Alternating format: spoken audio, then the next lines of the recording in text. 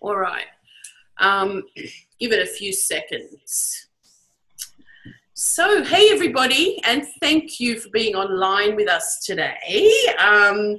Of course, for what we call the CIA monthly webinar. We do this every month. It's a little bit late this month, so sorry members, but it's because I was kind of concocting getting a bit more information together, and that's always worth it. We can always ramble on about so much stuff, but it just became a topical thing to add the story of or the astrology of Bitcoin into the process today, just because we were so interested in it. So I found, of course, Agent 55, Vanessa in Brazil. Hello, my dear. Thanks for being with us. Yeah, because we've chatted a few times, or even on Facebook and stuff. But what happens with Facebook chats is they're gone, they're lost. It's hard to find them again and whatever, so you don't actually really document what you've talked about. So it raised this interest that, we want to do more. So, of course, when you make a more official webinar, you find out more, which is great. And then Agent 56 from Buffalo in New York. How cool is that? 3 continents of women, female agents, representing us today. And by no means are we experts in this. We are having what's the word? We're taking a journey and exploring what we've found out. So just before we start, we are not advising to or against, although we will tell you some of our stories. And it's not a financial kind of, we're not pretending to be financiers who are saying you must invest in this or anything. Not at all, okay? So don't get the wrong idea. I did ask one of our agents who's much more into the trading world, but she didn't have time to do it, but we will maybe get her involved down the track, okay? So thanks for being with me, you two especially, and then thanks for all of you online coming on. There are, of course, this is recorded for our membership, so if you don't see it live, it's there for you to watch at any time. And then we also have a few extra guests that have joined because it's such a great topic. All right. So I'm going to move over to sharing my screen. And again, 55 and 56, you become the monitors of if there's anything that I need to know as I'm talking. And you are both unmuted, like I said. So you will be able to speak at any time. Anyone that, again, any of you, we know your name. I can see your names there and stuff, but I can't see you. But the way to get in, let's say, tell us stuff, ask a question is in the chat box. Can you all see the chat box and stuff? So you know how to get in touch? Yes? Yes, cool. All right, so let's move on. I'm going to start with that. Here we go.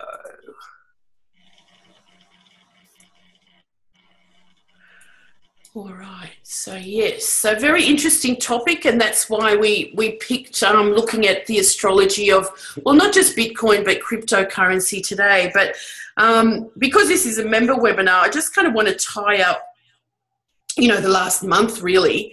The last time we talked for the member webinar was more about the Mars cycle and the eclipses coming up and so on. So, we've all survived the eclipses. I'm sure there's a lot of things that happen to a lot of us. I mean, does anyone want to share any big story about, how eclipses have affected them? What about you, 55 or 56? Well, actually, nothing terribly personal to me, but last weekend I had this eclipse retreat, and I had it was mostly the folks in the Buffalo area, and I can't tell you how many people I know with 28 degrees prominent in their chart had amazingly difficult and challenging, and sometimes really fantastic things. Like this one lady, oh my goodness, she lost her father. Another lady lost her job, and so forth, out of the blue. And but in any case, I'm just so fascinated too by the Sabian symbol of the eclipse, of given the fact that we had all these hurricanes in the U.S. The mermaid emerges from the ocean and goes on to rocky shore. And that really struck with a lot of the people. Yeah, the symbols are amazing as well. And again, like we can't pinpoint the one thing that it was that is, oh my God, why is there so much water and there's so much fire? I mean, there's the grand fire trine, in a sense that makes sense. It's so much fire being churned up, but where's the water coming from? There's the symbol for that. The hurricane type of, there's a lot of air as well. There was a lot of air in that chart. Jupiter, Libra, where else is the air? Somewhere else, I can't remember right now. Jupiter, Uranus opposition. Yeah, I mean, when we think about, the sky gods, they're the air god. They're the ones up there churning up the commotion, and I'll blame it on them. And when Black Moon Lilith is in a strong aspect, as she was actually conjuncting Saturn, and also in the Grand Fire Trine. In the Grand Fire Trine with Eris. So, I know, we've talked about it. I mean, it's so full on. Then Mercury retrograde, Mars Mercury retrograde, meeting on the eclipse point, and the missiles going off. The big guys having their power game, fun, bloody experiences with missiles. It's so very Mercury Mars, and then looking at the Neptune the astrocartography of the eclipse, we see that the Neptune lines are very close to where the the what do you call it, the hurricanes were at. And there's something else I found just recently, that Ceres was out of bounds, the only planet out of bounds in this time frame. So I found that very interesting. I haven't researched it enough, but Ceres is, again, she can if she can command the spring flowers not to flower, then I'm sure she's got some command in other ways as well. So messing with the seasons, let's say, messing with the seasons, messing with the power. So it's been, we learn so much from these big events, don't we? We learn so much with these big events. Even telling people that are non-astrologers, there was an eclipse over America and look what's happening, and they're going, oh, yeah, wow. So, we know better next time.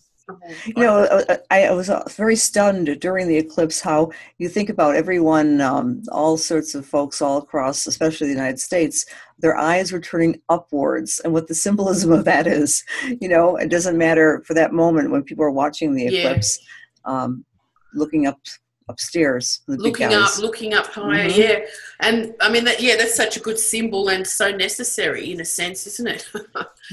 So in a way it helped, but eclipses are so unpredictable that you'll never predict everything that is going to happen. Or in the end there was so much prediction about Trump, but in the end nothing that he might get his whatever happenings later down the track, but it wasn't so specifically about him, was it? It was more of a collective experience as well. So that was interesting.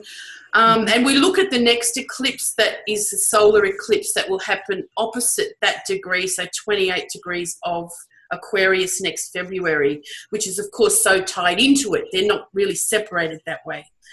So the story lives on. And I think the 28 Aquarius is still very strong.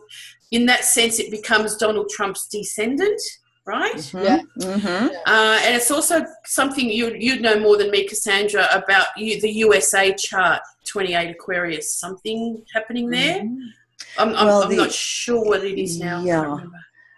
28 is roughly trining the Saturn in Libra, but the moon itself in Aquarius, I believe, is about 15, 17. Oh, okay. So it's not on the moon, but it's anyway. It's got something to do with it. Absolutely, trining the Saturn. So these are the astrocartography lines. Now, I know for a lot of our members, we haven't done much work on this for you, but I think we will do one in the next 2 months or something. So to do an astrolocality webinar, and that's putting the map of any astrological chart really onto the map of the world. And so you do it with your birth chart to find out, hot spots for yourself. People look at it for solar returns to have a look where they should go, you know, for their birthday to have a great year or what have you. You know, or escape, you know, your birth zone or the place, so that, yeah, if it looks like a bad year, you want to move, you know, west or east for your birthday. And then this is, you know, these are the eclipse lines of where the eclipse was, and it shows that you know, it was most prominent over Houston, like it was on the midheaven at Houston and above, you know, further up those lines there. You know, the fires that are happening are on the Uranus lines, like the bad fires, Montana and all that kind of stuff is Uranus. With Uranus in Aries, right? Yeah. Fire. Yeah, exactly. The fire starter. The fire starter, yeah. And a lot of fires, as we know, get started by lightning in dry areas as well. So I'm pretty sure a lot of them would have been started like that. Fire. Were there reports of, let's say, young punks starting fires? Those fires? Do you know? I'm not sure the young punks per se, but as the fires were rampant out west.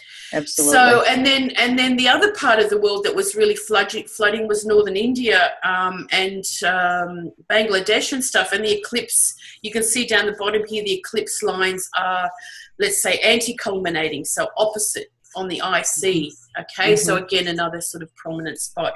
So anyway, that's just a little bit of a tie-up. No one else has got any stories about something they want to share about the eclipse in their life? No? Well, I've got hang on, go on. Yeah, no, quickly, just actually, I enjoyed quite a lot this eclipse, of course, very strong, very powerful in many ways, as was already said. But because of the fire trine, actually, I felt such a creative bust, you know, it was like a very, very inspiring actually to me. Also because it was liberating, because the eclipses we had in February, they were quite strong on my chart. They were squaring my sun. So it was like, finally ending that 6 months of like something, a really intense process, yeah? So for me, it was actually quite liberating. So I see that it's quite a complex one, really a big eclipse with a lot about it. Some dangerous things, but also a lot of liberation I see there. Yeah. Well, I mean, some of you will know the thing that I had happen to me, and that was God, how do I say this? My MC is 1 Virgo, but in Melbourne, the MC moves to 28 Leo. Okay, so I was born in Sydney, and if I move it a bit, meaning my ascendant sort of changes to 17 Sag instead of 21. But in a sense, my ascendant and the MC, whichever ones I looked at, were highly activated by the eclipse and where Saturn is right now.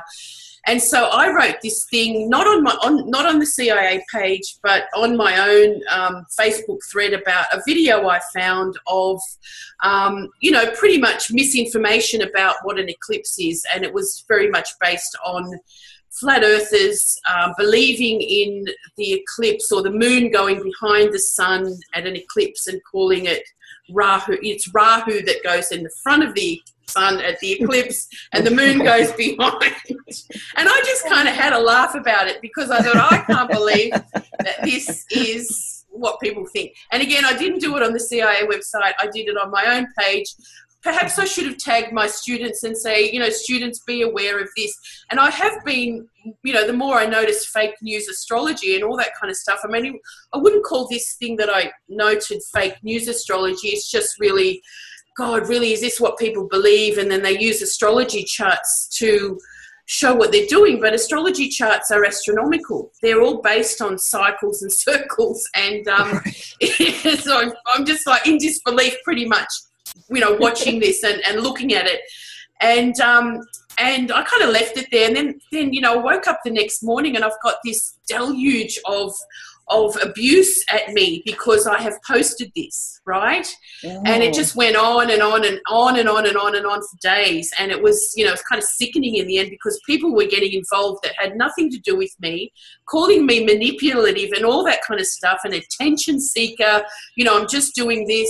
What it showed was that there's a few people that really kind of I was supposed to be the astrologer that accepts new theories. And I'm just going, I don't know if I can do this.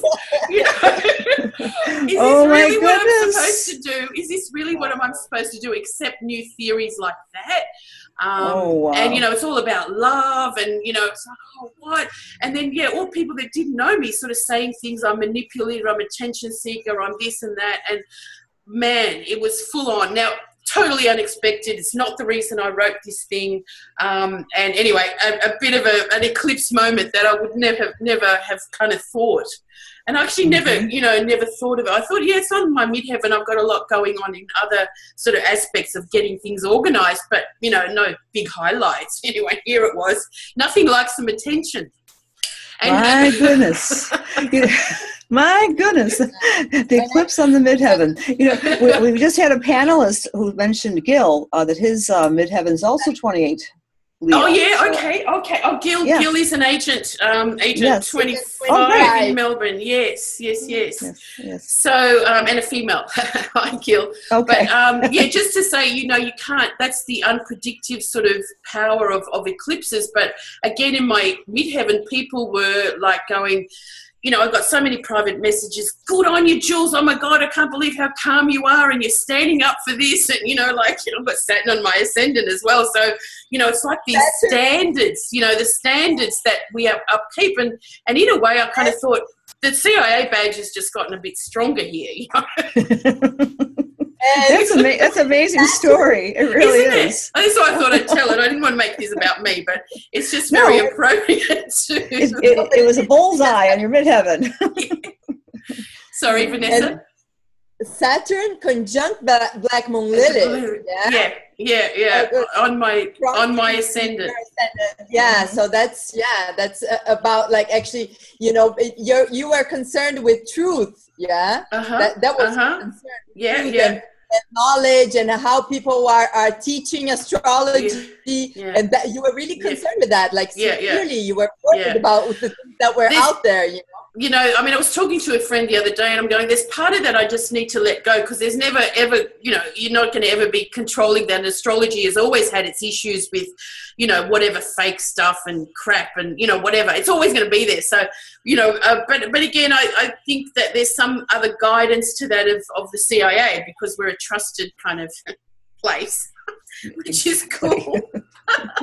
Anyway, let's move on. So we're going to look at the Libra Equinox chart at the end. So we're going to do the whole Bitcoin thing next. So I'll talk about that as we get there. And the main kind of feature of the equinox is the last Jupiter-Uranus square, which is, of course, has been built, not square, opposition, that has been building.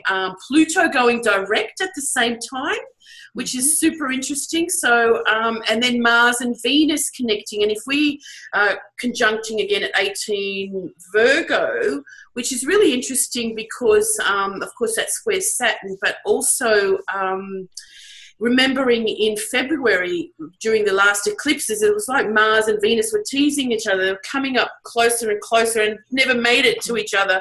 And so there's kind of a coming together of something that was perhaps in the pipeline, you know, in February. So anyway, have a think about that as we go.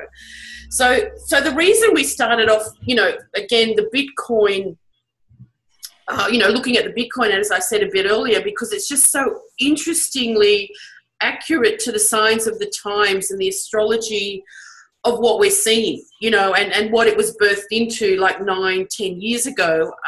And we're going to kind of look at that, because once you do that journey, you can kind of see, well, for me anyway, I see it as very much something here to stay in whatever, not maybe exactly this form or what have you, but it's a sign of the times.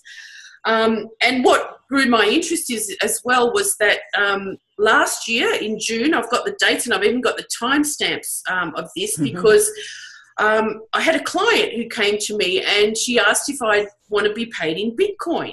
And I went, oh man, I don't know anything about it. But, you know, she told me a bit about it. She actually had made some documentaries in Australia on Bitcoin. So she wasn't just someone that was, you know, just knew a little bit. She knew what she was talking about. And I went, sure, okay. So she set up this app for me straight away. She processed the money, and then a friend of hers came 2 weeks later and also asked, you know, can I pay in Bitcoin? And I said, sure. So I had this Bitcoin wallet, and last year when I went to the US, I was kind of thinking, what do I do with this stuff? You know, I was kind of eager. Going to a pizza place, you remember? Buy a pizza. Yeah. Well, exactly. No, this is really funny. This is really funny because I was staying in Los Angeles with friends, and they were laughing. I said, look, I've got these Bitcoins. Can we go and spend them? I want to take you out, you know, whatever. And the only place we could find, well, in our area was a pizza place. And my friend said, that's actually a really good pizza place, so let's go. So we went there, but it was closed for renovations for 3 weeks, so we never got to spend the Bitcoin, which is a good thing, of course. You know? Thank God. Yeah. So it was kind of lucky, like I had them, I was going to spend them, and then I didn't. So so of course, what raised my interest was 2 months ago, my husband says, you've got some of those Bitcoins, haven't you? You know, and I hadn't looked at it for a long time. And so what was $350 was all of a sudden $2,000, you know, and I'm going, okay, cool. You know, like, what do we do with that? So that's what got me interested in it. And again, my husband's gone into it more, and I'm kind of almost leaving it up to him. I'll do the astrology and he can do the trading and stuff. He's a Taurus, so, you know. And so that's pretty cool, you know. A lot of people are saying it's now it's too expensive to get in or whatever, you know. But anyway, we'll talk about that. But let's have a look at the zeitgeist that you know, Bitcoin was born into. And for me, and you girls will, you know, maybe, or any of you online will maybe add something else here, but, you know, pretty much as we moved into 2000s and probably before, but for me, one of the things that really sort of changed my mind and thinking, and looking back in my life, there's been moments like that, like a book you read or whatever, that you go, oh, you see the world differently straight away. And one of them was the Zeitgeist movies.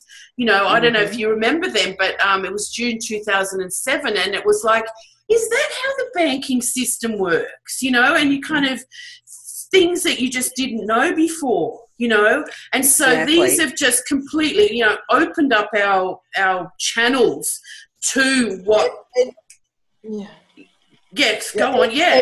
I mean, even what you could know, let's say, some of that information, the fact that the movie was out actually made people talk about that, and more people were suddenly aware of that. And so it was something important in the collective for sure. Yeah. And of course, you know, the timing. So there's like this distrust in governments. And of course, there's 2001, you know, the September 11th thing. There was just this growing distrust in the people that are controlling us. Exactly. You know, you know, so this timing, the financial crash of 2008. Yep. I mean, these are not necessarily in order, but, you know, the things that sprung out of that as well, you know, that there's the very rich and they're just getting richer, you know, and there's the, you know, the people living in massive poverty, and that's, you know, we know that is somehow can be much more manageable if this system was more fairer, you know. And then, you know, the clincher, which was the GFC, was the Lehman Brothers getting away with so much, losing all this money on behalf of all these people, and then the government just prints them some more money, doesn't put them in jail.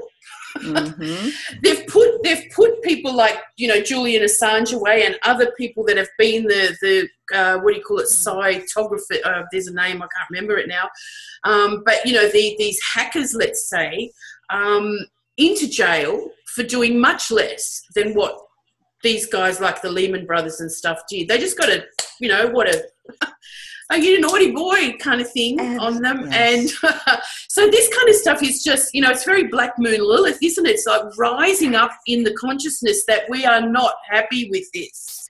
We're not happy with how this works. Right. We've always been pretty suspicious of the politicians, but then it really was earmarking the bankers. I mean, you can't trust anything, anyone. And then I think, I mean, you know, as an Australian, our Reserve Bank is not privately owned, but in America it is. I mean, that's Whoa. And that all came out really for the population. Really, I think. And they didn't realize that. I didn't. No. Yeah. We didn't learn that. Yeah. We did not learn that in school. Yeah. Right. Mm-hmm. So I mean, this is a part of the whole thing again. Now, of course, the internet. If we didn't have the internet, none of this would be spreading so fast and all that type of thing. And Bitcoin is an internet thing, or cryptocurrency. It's all about the internet now. This is like the future of everything. If you think the internet may be shut down, then you might not have trust in Bitcoin. But if you think the internet's going to be like it's here to stay, there's many things that, about it that can't be shut down or just pop up again or whatever it was that, I've heard. So therefore it gives that life to this type of thing, doesn't it? Absolutely. So the information freeway that we're on, the internet charts are all very interesting to look at, and I won't get into them now, except that, Pluto in Scorpio and then into Sagittarius, and I'm looking at more like the August 1991, when it was first switched on as a global thing, the World Wide Net, although the internet was working away beforehand, right. In various ways, was... Neptune and the North Node were conjunct in Capricorn. Like Neptune's very much involved with these amazingly mathematical kind of things. Like how does this work? Like, that's very Neptunian. We go, I don't know. Right. It's in the cloud, and everything's in the cloud. Neptune. Everything's in the cloud. It's got this formula. Like that's Neptune. Magic. Yes. All the things we don't understand, we say that's Neptune. Yes. Right. So it's very, but it's in Capricorn. It's in a sign that's very, very, solid and confirmed and real and structured. So here we go. It's perfect symbolism for that.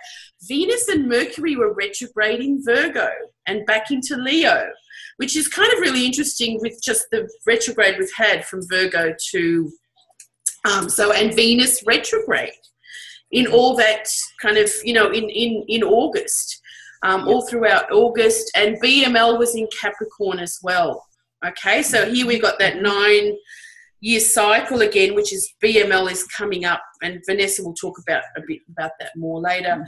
Then, of course, 2001, I've said that the distrust in governments just generally, and really what the truth is. Like, I still to this day, I don't want to say, you probably know what I believe, but anyway, I don't believe it was so much a terrorist attack. Maybe I'm saying the wrong thing, but there's so many other things that come into the picture. Very murky, yes. Yes, very murky. It's almost like there's too much evidence about, to do with the other, and the bombings that were happening around, and, destruction of buildings and planned destruction, in a way. So, God, that's just, oh my God, that's mind-blowing. Then the birth of social media, the Venus transits that happened in Gemini. Now, so much of this stuff happened between 2004 and 2012. And the midpoint of that being the GFC, the birth of cryptocurrency, is when our planet of value, social systems, all that kind of stuff, Venus, has her transits that only happen every 120 years or so, okay? And so that's, to me, very, very interesting as well. So social media being born with that, we're all connected that way. The cypherpunks, although they would have been around probably earlier as soon as the internet was there, doing all kinds of stuff. But I've got an explanation about them a bit more. The discovery of Eris, Pluto and the discovery of Eris, which led to the not downfall of Pluto, but you know what I mean, and the elevation of Ceres. So there's an equalizing that Ceres asks for, and the GFC was so Pluto being demoted as well, we're onto you guys. We're onto you somehow, and what's going on. So, that's in the background. Of course, the whistleblowers, coming out through the internet world as well, and in 2007 with the WikiLeaks first big leak that was about the killings of civilians in was it Iran or Iraq? Now I can't remember. Iran. Yeah. And then, of course, the GFC, which was 2008. And when we looked at the cryptocurrencies charts, the first thing was ever done for it was August 2008. So the timing is just perfect. it's so perfect. It's so perfect. And of course, Pluto enters Capricorn November 20. Now all of this stuff, we'll see that there's a lot of things with Pluto in the last degrees of Sagittarius, which, as we know, is the galactic center. All right. Yes. So this kind of big stuff going on. And also that last gasp of getting the truth. All the whistleblowers coming up. The last gasp of Pluto and Sagittarius. Before we go on, you must know this, isn't it? That's a planet at the last signs. Make sure you've got the whole story before you move on. So really potent imagery there. Pluto and Uranus squares, of course, that we moved into. The cryptocurrency as well. Remember, Iceland sacked all their bankers in 2009 as well, right? That's right. Yeah. Which we didn't hear about so much in the world. It's like, really? Oh my God. It was happening and they did it. The rest of the world didn't want us to see. Other things that have happened, of course, is very Neptune and Pisces, the breaking down of barriers and borders just generally, isn't it? Again, cryptocurrency fits in there so well. Is like the legalization of marijuana and all that kind of stuff. And then just, 2012 in general, just as a sort of a pinpoint of a bigger time frame that is kind of like we're in a new era now.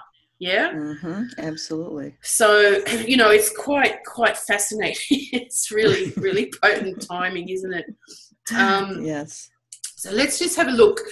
If I'll read you some of this. I just kind of copied and pasted really because again, I'm no expert in understanding how the bit chains and all that kind of stuff work, but pretty much the cryptocurrency is all about a radical change in the social and economic order. So even if we the words that I've got underlined here, it's so very Uranus, it's very Venus, and the economy being Saturn and Jupiter in a sense, or anything else that goes into it. Pluto, they're all there. All the planets are speaking here in these words. It was first explained in a paper by Satoshi Nakamoto in 2008.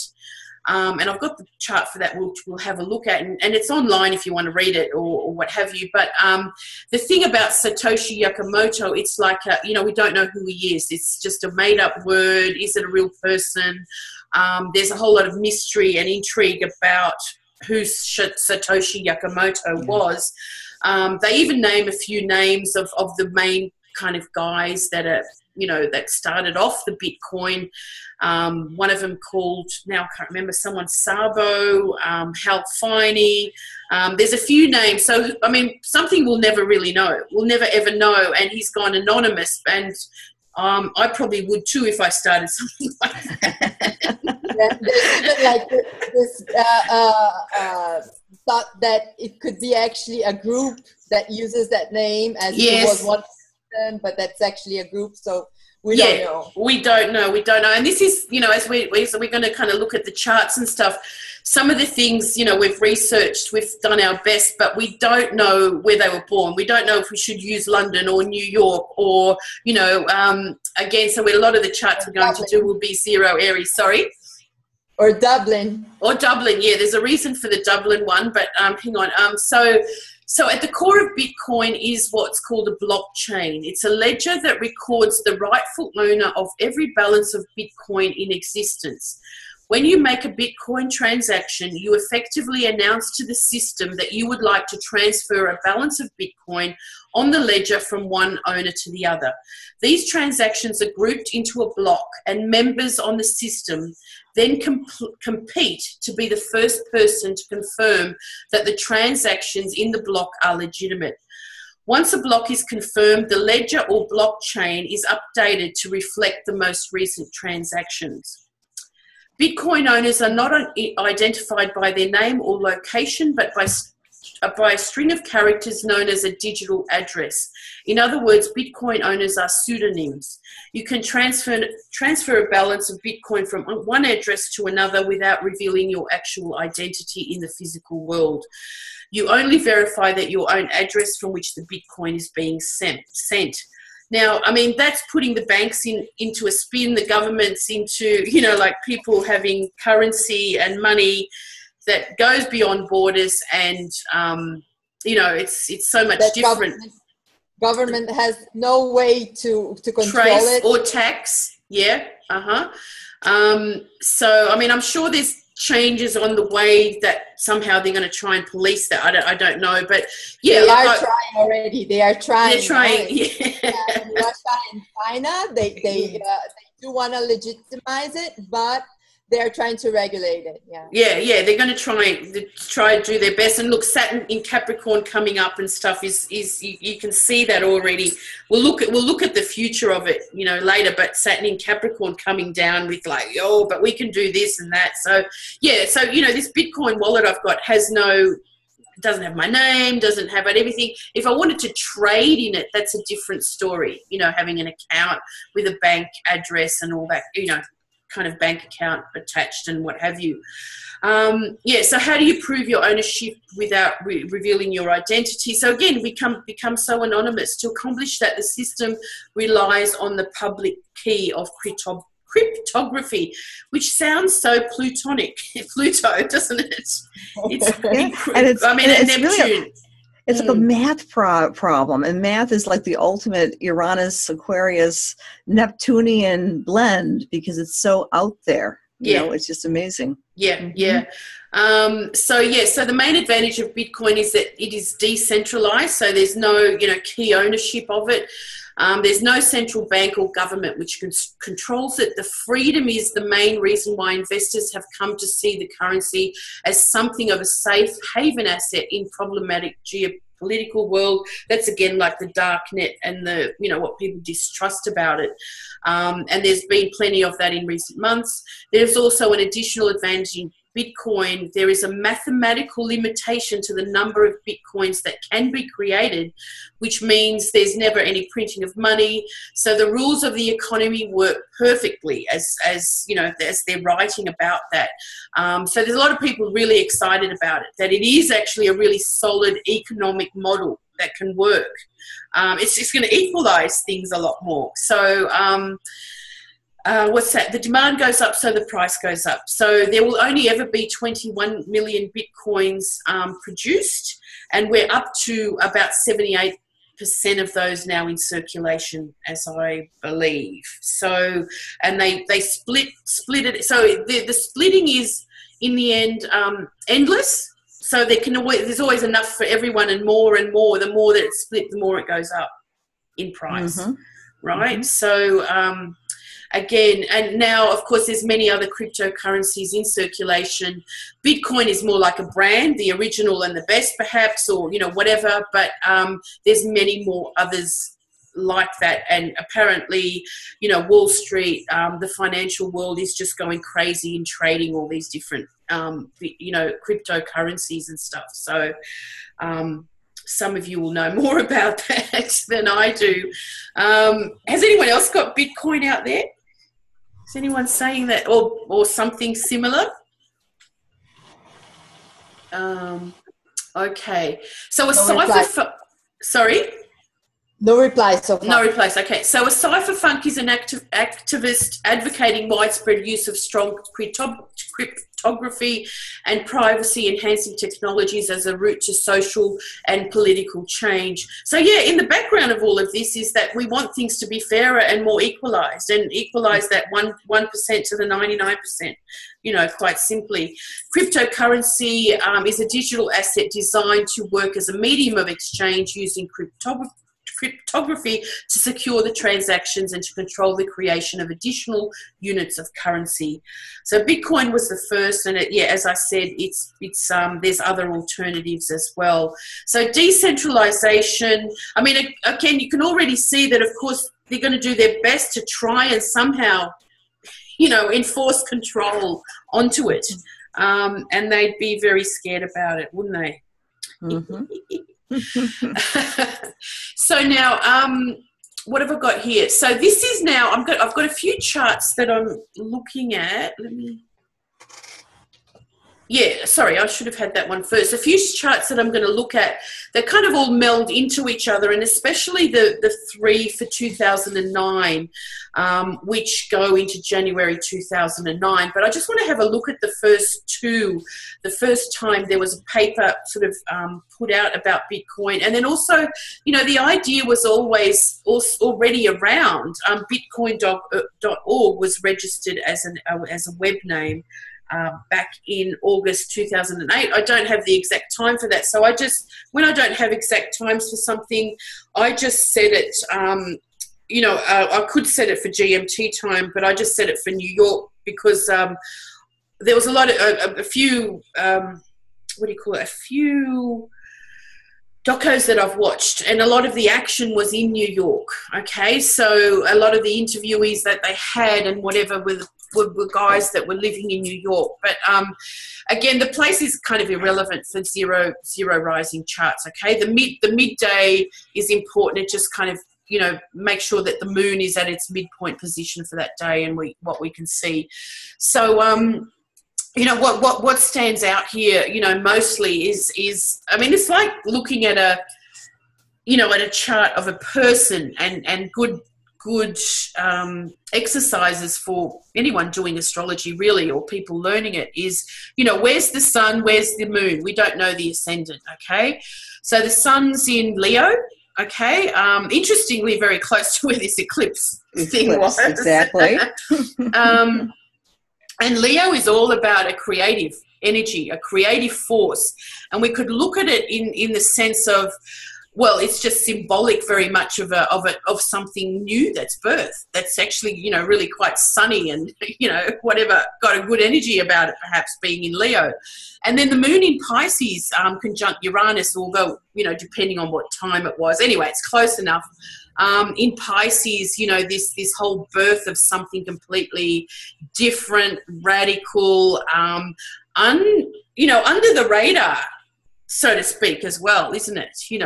Yes, under the radar, and that blending again of the Piscean Neptunian energy with technology and Uranus. So that blend there. That Uranus Neptune, reverberates in all these next charts as well, very strongly. But we can see the Chiron Neptune North Node. What was it? The internet, as I said, was birthed with Neptune at the North Node in Capricorn, and here we have the North Node and Neptune in Aquarius. So, on to the next level kind of thing.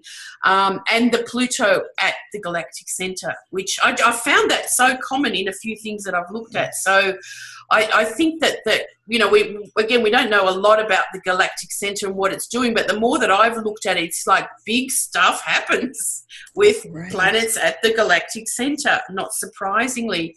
And a Virgo stellium, Virgo stands out a lot in Virgo being, well, the friggin' intelligence to make this happen to start with, like the brains behind it. The nerds behind it all that put all this time in to make this happen. Wow. And very active in opposition to Uranus, all the little ones, going opposite Uranus, and the moon there opposing them as well. So very active. And kind of like spreading its effects all over the chart. And almost silently, like Virgo is the quiet achiever. We're just going to do this anyway. So coupled with Pisces, it's that kind of energy. It's like, we just do it anyway, see what happens. And everyone has a number. Everyone has an analytical number. There's always that identity. The tiny analytical pieces become the whole. Mercury, the ruler of Virgo, and in Virgo, exactly square Black Moon Lilith in Sagittarius, which is about civil disobedience and really like checking out, what's just and what's true, and not taking it on your own. Oh, that's perfect. Yeah, because Black Moon Lilith in Sagittarius is where she is now, conjunct Saturn. So, and I just like this Mars Venus as well, which, you know, are coming up together again in Virgo. You know, so that's kind of an interesting connection. So let's just move on. So this is the design paper. And what becomes very apparent here, now again, we're going to continue to see Neptune, Chiron, North Node, Aquarius throughout these charts because they're only like 6 months apart or whatever. But what's a really, you know, significant is the Uranus-Saturn opposition. It kind of almost, because what we're going to see in the charts coming up is a lot of Aquarius energy and a lot of Capricorn energy. And what we've got here is the ruler Saturn and the ruler Uranus, or the modern day rulers, you know, being opposite each other. So Saturn, Uranus, it's the new system. It's the new regime. it's the radical shift. It's the, you know, like it's all in there. So this is when he put the paper out, and it did have a time. It did have a time for, again, I've made it New York, but I found it very interesting because of, this is Pluto's discovery degree here with Jupiter opposite. It's kind of interesting, you know, it's very interesting as well.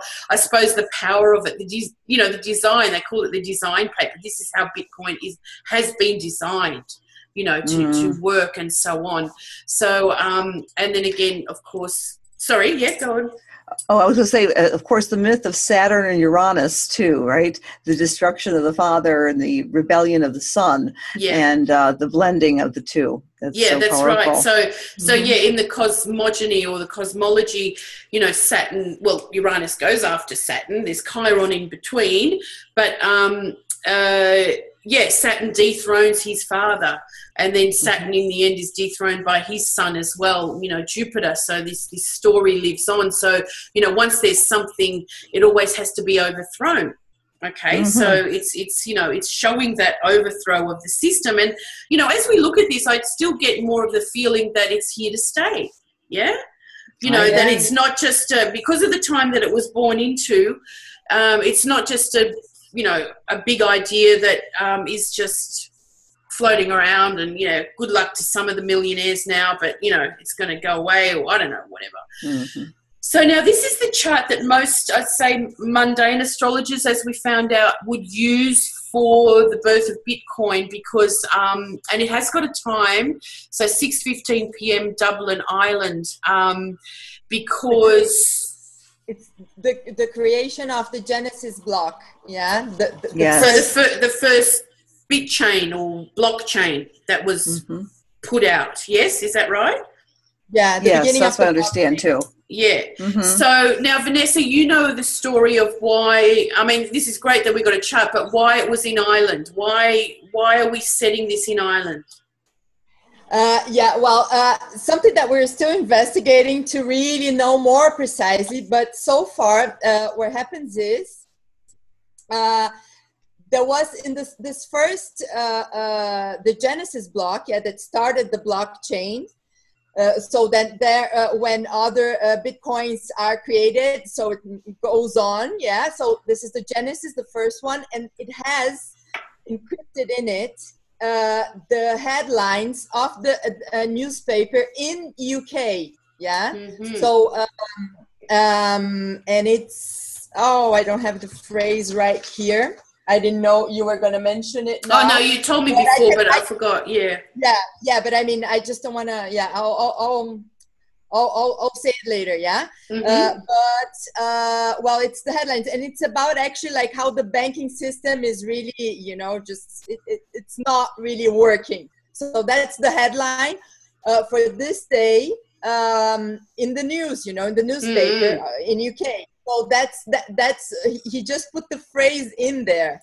Yep. Yeah. So Satoshi put the phrase, Satoshi, the group, the guy. Well, the phrase is in there. So to actually show that this happened somewhere in UK. And then precisely why Ireland, that's something that I'm still researching to really find out something more. Yeah, okay. I mean, the other thought about Ireland is that there's a lot of computer tech internet stuff going on there, like a big hub. So, you know, yeah, potentially yes, for that. that it's a student from that area. Yeah. So we'll have to get our Irish agents onto that story. I've got a few. All right. So again, we've got, you know, the Saturn Uranus opposition, and here's what I was talking about. You know, the Aquarius with the Capricorn. You know, and the Capricorn in the 6th house, which is very, you know, Virgo. Well, it's not Virgo, but, you know, a lot of astrology models would group the 6th house with Virgo, okay? So it's that kind of way of being able to be smart enough, master the system to make it work, okay? Yeah, to build a new tool. It's a new tool. Yeah, a new tool. Yeah, exactly. And then you put it out there into the world as a, you know, born into that era of Neptune-Chiron conjunction. Neptune's actually really strong there because it was around Neptune's return. I think Neptune's return was 24 degrees Aquarius, like it had done that whole complete cycle since its discovery. So yeah, discovery degree, let's say. And I mean, what else stands out? It's like the Jupiter right at the end of Capricorn. You know, again, like what I said about Pluto at the end of Capricorn, Jupiter at the end of Capricorn, you know, at the end of the sign. I've got them. I know how this works now. I'm going to do something else with it. You know, exactly. I've got the Capricorn system under, you know, I've seen it, I've been in it, and now I'm, you know, I'm going off into the next one, you know, being led by Mercury, the North Node, and those two. And that just becomes more prominent in the next two charts that I'm going to show. But I love the Pluto-Mars as well, because that's the real kind of drive and force, very scorpionic kind of theme that goes with Pluto-Mars connections in that sense. And money, you know, you can right. Kind of smell the money in that connection, can't you? Absolutely. Smell the money. Smell the money. Now, this chart is really interesting because, again, it's got a timing. So much more significant to use a time chart than one with a, you know, 0 Aries or whatever. And I love that. Well, this year being big for Bitcoin, it surpassed the price of gold. It's, you know, had this, you know, it's topped out. Now it's gone all chaotic again or whatever. But that Venus retrograded over the top of that earlier in the year, right? Yes. So this is where, well, it's actually where Venus retrograde began at 11 degrees of Aries. Right. And then the potency of this is that Venus and the Sun beginning the new cycle was right at 4 degrees of Aries. So seeing that was kind of like, okay, so Venus cycles are going to be very important to this currency. Okay. the other thing that's interesting too, this is the exact, well, not exact, but very close, nodal opposition to the USA charts nodal. Yeah, right. Yeah, right. So the node of the U.S. is, I think it's 8 degrees of Leo, and this nodal opposition in the 8th house of the U.S. chart is like, okay, watch out. We're going to have a little bit of adjustment here with our money. Yeah, right. But people are, you know, generally excited and stuff like that. I mean, when more and more people, I mean, how they can never control that. You know, so America, is going to lead the way that way for sure, because you've got more people that are into it. You know, quite simply, you know, so the Venus retrogrades are becoming very much more significant. And I'll talk about that a bit more later, but yeah, I'll talk about that a bit later. I don't know how we're going for time, but hopefully everyone's enjoying what we're saying. We're talking about, oh, hang on, what have I done? Back. Shit. Oh, don't tell me, oh, someone raised their hand. Can, Hey, oh, hang on. I just want to go back, and now I've gone forward, and it won't go back. Sorry. How do I go back? Oh no. Okay, you've got to hang on in there. Is there any questions there while we're here? No. You can't see any questions. Okay, let me go back. I can't see any. No. All right. Okay, so now the 9th of January, this is the first chart that was This is the chart now. Again, I don't. Oh no, there was a time for this, and this is when the email was sent out by Hal Finney to the email list of cryptocurrency. What are they called? The guys on the list. Cyberpunks? So the cypherpunks, that's right. Yeah. So there was a time for that. And I said it for Pasadena because this is where Hal Finney lived. So, I mean, I know he could have sent it from anywhere, but, you know, it does have a time, and it does have the +8 on it. It doesn't say where he was, but +8 is California, isn't it? Mm-hmm. So here we go. You know, we've got Black Moon Lilith in, I mean, it's only just a few days afterwards as well. Mercury's coming up close to the North Node. So all very kind of similar in a way, and Saturn on the descendant. And then the chart after. Now, again, I'd group all of these together and kind of look at them if you're, you know, going to be seriously looking at this, the time chart, and have these others in mind, because what becomes important in this one is Jupiter's. Now, this is the first transaction that happened between two people. So it's almost like it set it into motion. Like this is, you know, again, I see this as quite significant because it sets the whole thing into motion. Yes. And that is Mercury goes retrograde. So now what happened with this big high in the last few weeks was Mercury was retrograde, wasn't it? So yes. We're very, very aware of the Mercury retrogrades and the Venus retrogrades to do with this type of thing, I'd say, or perhaps especially with Bitcoin. You know, there are others that might not be so as responsive as well. Now, what becomes really significant in this first transaction chart is the Sun at 22 degrees of Capricorn, because that's a huge part of 2020 when there's a whole lot of planets that line up to be at 22 degrees of Capricorn, and we'll look at that a little bit later. So that's kind of, you know, the intro into those charts. Yeah, sorry. Yes. And just adding one thing, Black Moon Lilith and Pluto are gonna be conjunct next May next year on 21st degree of Capricorn. Right. Yeah, so here they are. Yes, Pluto, and yes, thanks for bringing that up. Yeah, Pluto and Black Moon Lilith at 1 degree of Capricorn. Oh, my God. if that's not a symbol of, you know, like, we have had enough, and let it rise. Yeah, sorry. Sorry, just to clarify what I was saying. Yeah, exactly. Well, there's that conjunction there.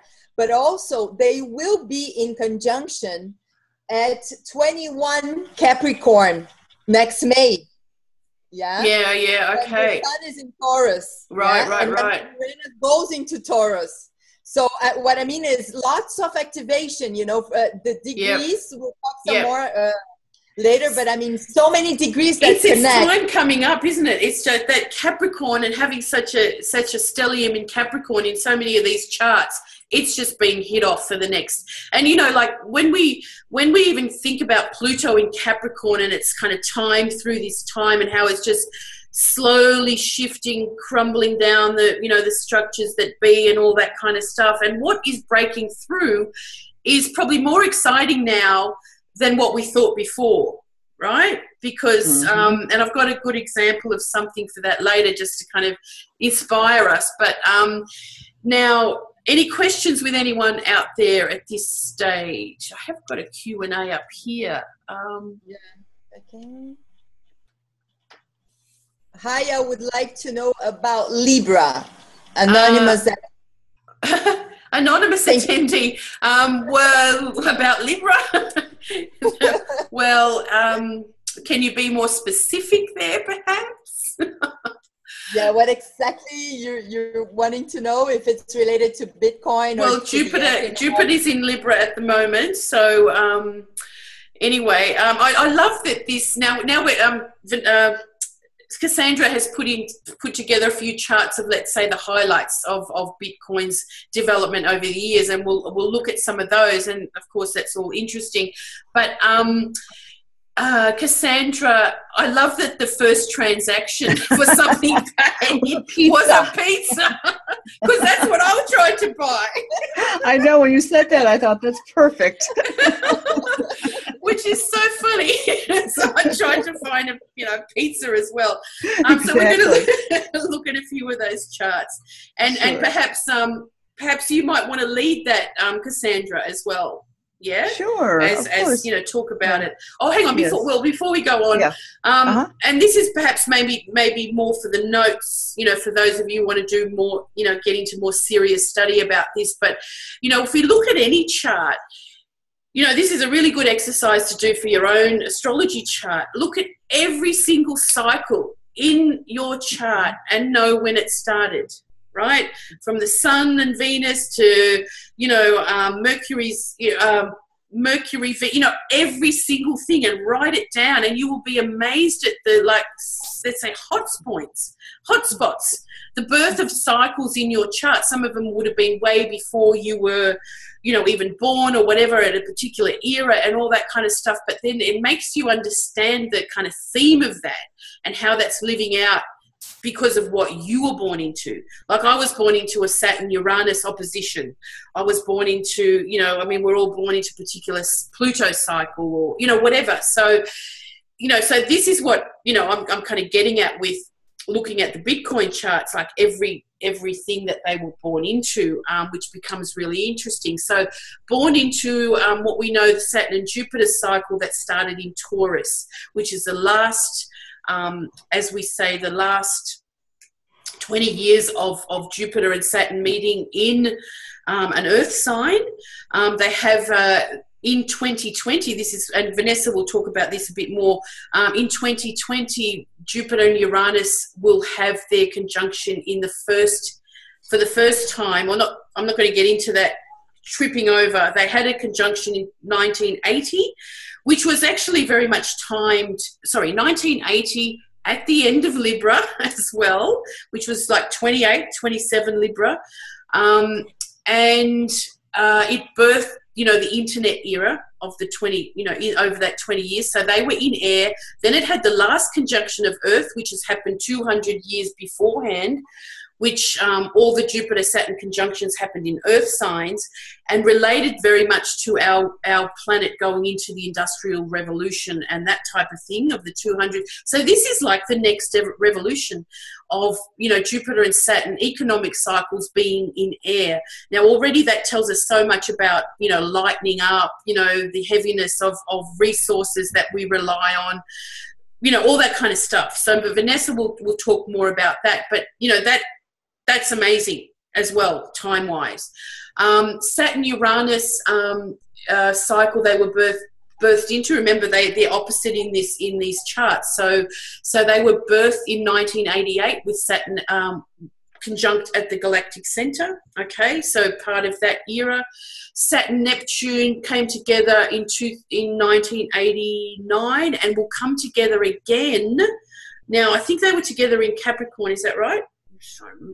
I remember. Yes, Capricorn. Yeah. And then in 2026, they meet again for a new cycle at 0 Aries.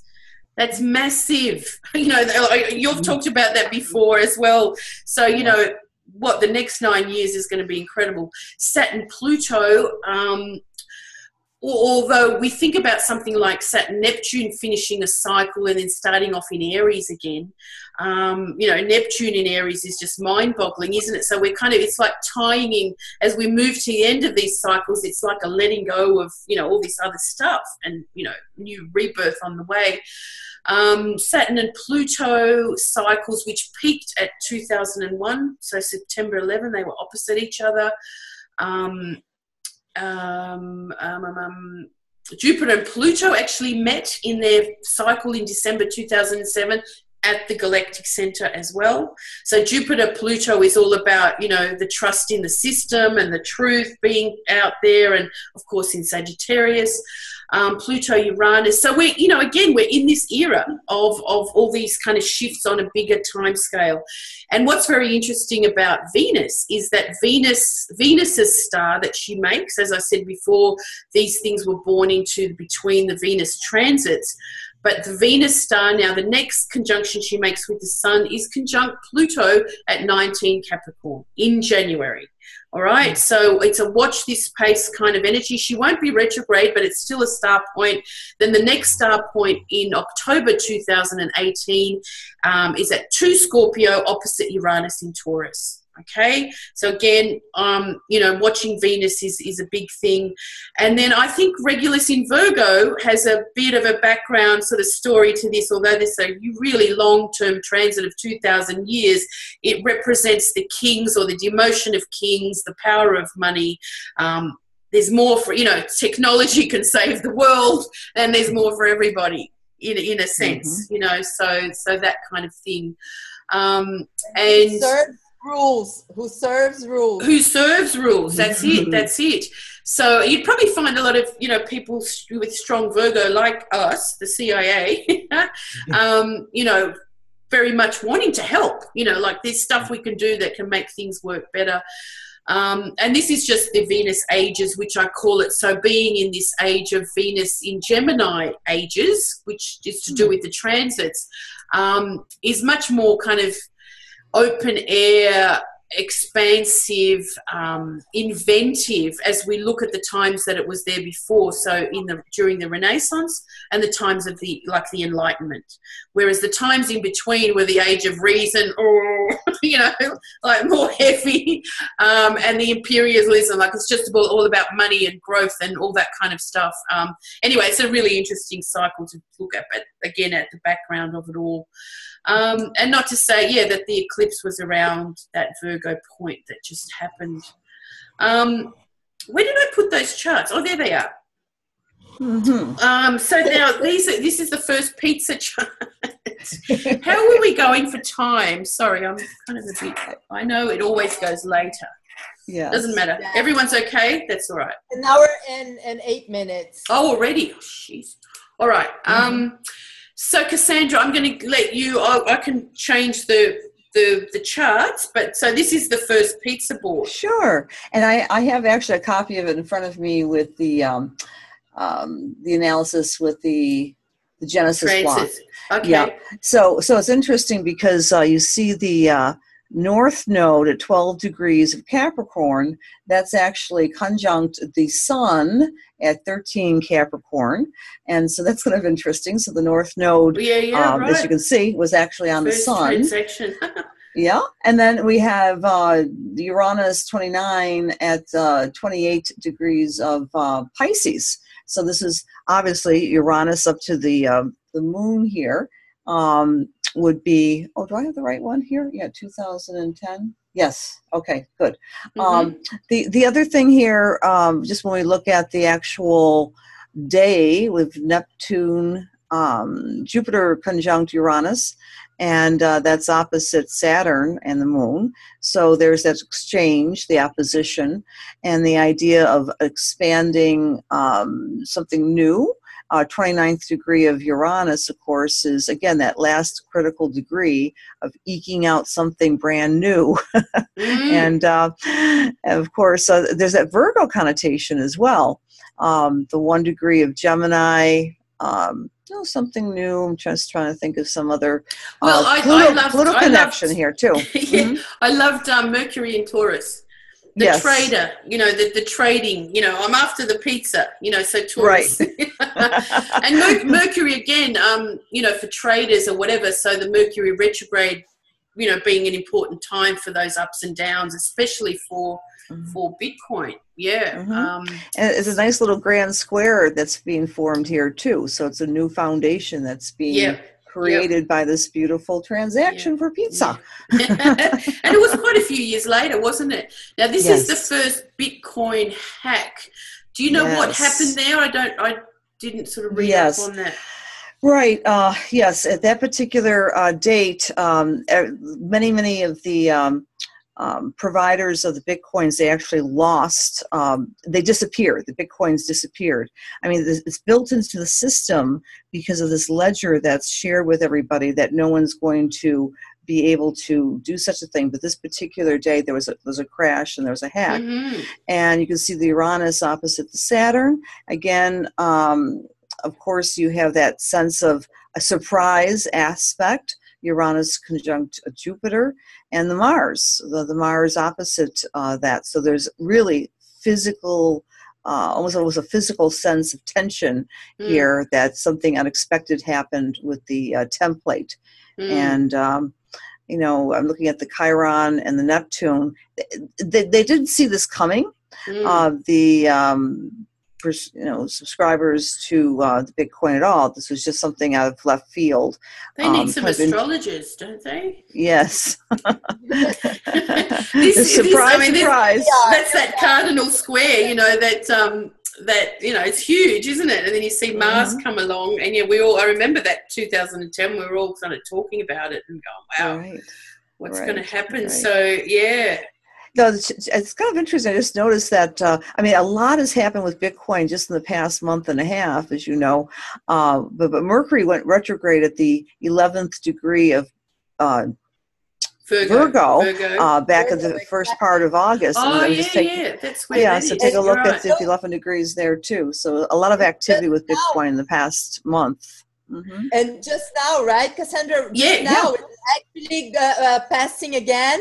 No, yes. The shadow's coming up the next past couple of days. Exactly. I love the degree of, also the degree of 11 Virgo is the bride with her veil being snatched away. So the veil was taken off when we had this hack. You know, well, my Pluto's at 11 Virgo. Oh yeah. 12 or 11 something.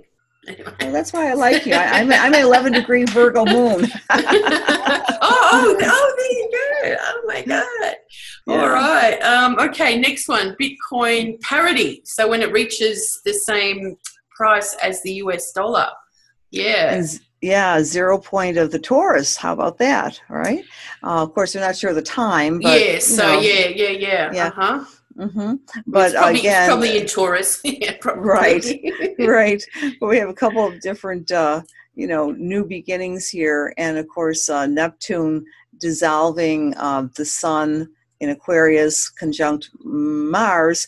And this is interesting because, again, this could be feeling like to the American moon in Aquarius, near that degree, a dissolving of the parity to the U.S. dollar. How is that going to affect Because nothing in the world has ever been like that, has it? Right. Yeah. It's confusing. And it's confusing, and perhaps with that Mars, a little threatening as well to the security of the U.S. moon in the third house. Our moon. Well, I think that, the Pluto-Venus North Node conjunction, that's, Pluto Venus. Wow. That's pretty powerful, isn't it? Right. So we're equal now. We're equal.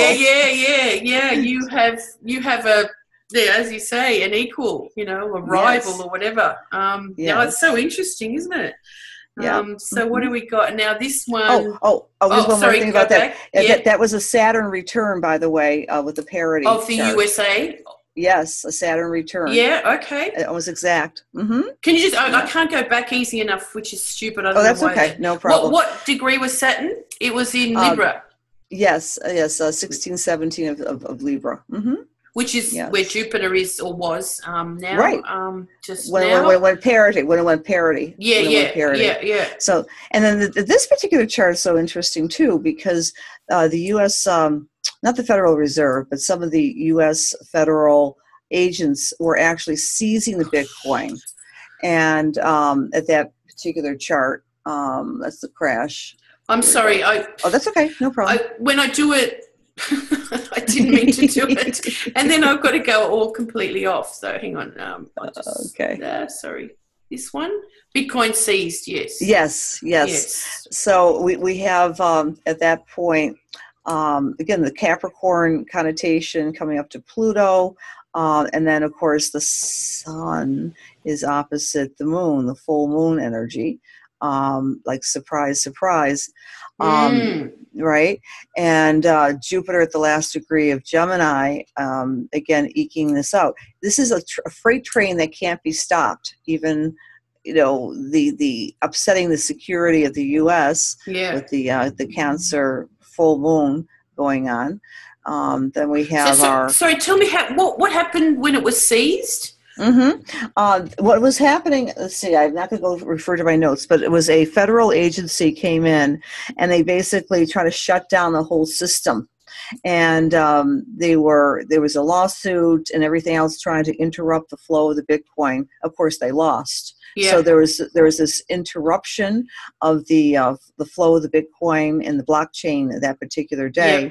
And as you can see, we're basically at the summer solstice, a couple days out, and that full moon was the surprise attack, basically. But they lost because you can't control this runaway train. So it's like a proof that, this is one of the things that so that's good to know. I didn't know that. Yeah, so it has been tested for that. It stronger. Yeah, it made it stronger. Yeah. And look at the Neptune, the blending of Neptune trining Saturn in that particular time frame too, because I keep on just looking at the faith that's involved with the structure. Bitcoin's structure is transparency because you have everyone having the same ledger. So it might be anonymous, Neptune, secretive, but I think that this was a false attempt to take over. That's good to see. All right. Very interesting. And then Bitcoin crashes. So that was their first big crash, for price. Yes, the price. And take a look, Uranus opposite the sun, right? So the volatility of this whole process is being activated. And of course, the moon opposing Chiron as well. The vulnerabilities that's built into the system, because the same thing that makes it strong, individuals who are anonymous can also crack at the seams too. And so you have the Saturn conjunct the North Node. And again, even with these difficulties, there's a resurrection, and the Phoenix rises, which is often easy to see with the Scorpio connotation there with the North Node and Saturn. And but I love that Uranus opposite the sun at that point. Right. Where does all that Scorpio end up in the Genesis chart? The Genesis, don't we have, let's go back to the Genesis. So the Scorpio with the Genesis chart, I think, is kind of implied. We have Pluto conjunct Mars in the Genesis chart. Yep. At 1 and 5 degrees. So it's always going to have threats to it somehow, and then, showing that that's Pluto Mars, isn't it? So, whatever way, but it's kind of so resilient and strong. Like, what doesn't kill me just makes me stronger, as you said. Exactly. and we know that Bitcoin is an agent of change, of transformation. An agent. Bitcoin is an agent. As an agent of change. Yeah, definitely. Wow. Exactly. So interesting. All right, what's next? Really is. Bitcoin higher than gold. So now we're moving into this year. Yes. This year's been amazing, hasn't it, for Bitcoin? And look at the beautiful exact Pluto opposite the moon. Oh, my goodness. Again, we got the Taurus there, haven't we? So watch Taurus times. Yes, and of course, and May 1st also is a very important day. It's a cross-quarter day, right? I mean, in natural history. Yeah. Between the equinox and the solstice. Yes. A special day of natural cycles. Well, we got the Venus there at the 1 degree. Now, remembering that that's where she went retrograde and very close to the conjunction there. Mercury's retrograde. Yes. Right. So now this is, again, what I was saying before. So conjunct Uranus. Again, those unpredictable peaks or troughs or whatever is Uranus activated somehow. Venus, Mercury, keep your eye on those. And I'd say, if you would to pick out and here we have Saturn at the galactic center as well. Yes. So we've got this theme. We've got this theme of the big stuff happening there. So very interesting.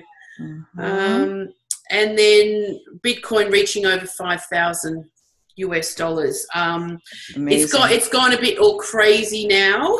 You know, like it's up and down. Up. I think it's back to 4,000 or something now. My husband reports to me every morning what's going on. Yeah, that's right. I'll have to get him to do a commentary about it, you know, and then we'll all get locked up. No. But what can we see here? Yeah, the Mercury retrograde on eclipse point. Yeah, like, right. Yeah, right. yeah. We're at the eclipse Look point. at that, and the regulus and all the stuff that we talked about. So I think that's a really, you know, we've got to watch that area. We've got to watch that area for sure. And then the other thing was exact. Saturn is having its first square to the actual birth chart at 21 degrees of Sagittarius to 21 degrees of Virgo. Right. So that's right. So this is a growth. This is an absolute growth. This is a growth. Yeah, it's the first Saturn square. Yeah. So that's kind of exciting. So that's again a really good sign of keeping strong, isn't it? Yes. You know, I mean, again, okay, so Saturn then soon after that went direct. So is that Saturn still retrograde there? Yeah, being read. Is that correct? No. Oh, there's actually direct there. Yeah. Oh, it is direct there already. Sorry. Yeah. Oh, okay. So Saturn going direct at that point, and we reach a high.